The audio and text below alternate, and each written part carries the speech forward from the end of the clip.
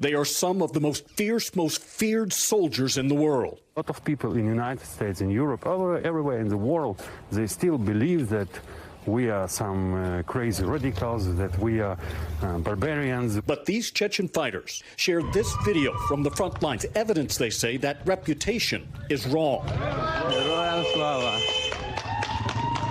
Pointing to these clips of Ukrainians cheering as they help to liberate the occupied town of Izum. This young soldier telling me, it means that we're fighting on the right side. We are fighting for the truth. It means for me that people can live a normal life, something they never had in Chechnya.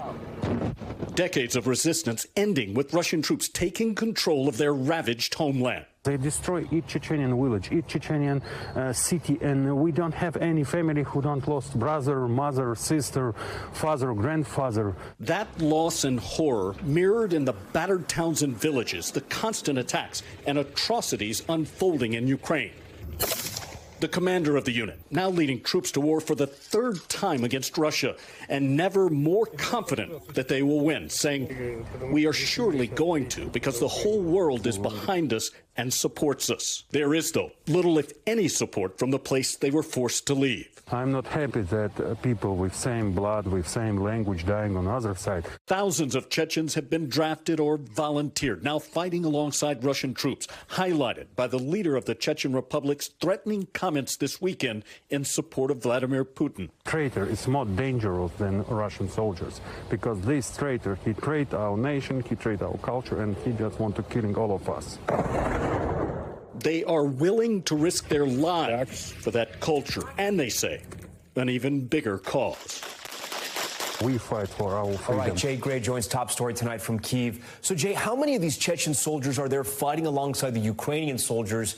And based on your reporting on the ground, how are they tactically assisting with this current surge? Yeah, it's interesting, Tom. They won't give you exact numbers for security reasons, but do say there are several dozen that are on the ground in different areas across the front lines. They go out in small elite strike units, maybe a dozen or so, and they are deployed, of course, by Ukraine soldiers and Ukraine units. They're all going to the front lines, being used to help liberate some of these villages and towns that they are moving into during the counteroffensive. So, Jay, you know, we've seen this reporting about the leader of Chechnya and essentially how he's siding with Vladimir Putin. Our viewers may have noticed some of the blurred out faces there. Can you talk to us, though, about how important it was not to disclose their identities, because it's such a delicate situation? We're talking about life or death here.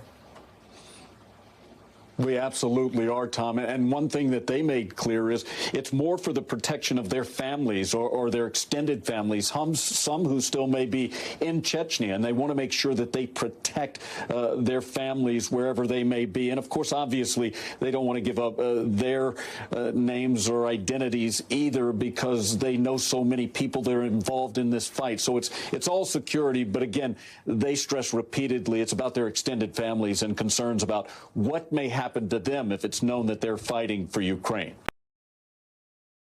Thanks for watching our YouTube channel. Follow today's top stories and breaking news by downloading the NBC News app.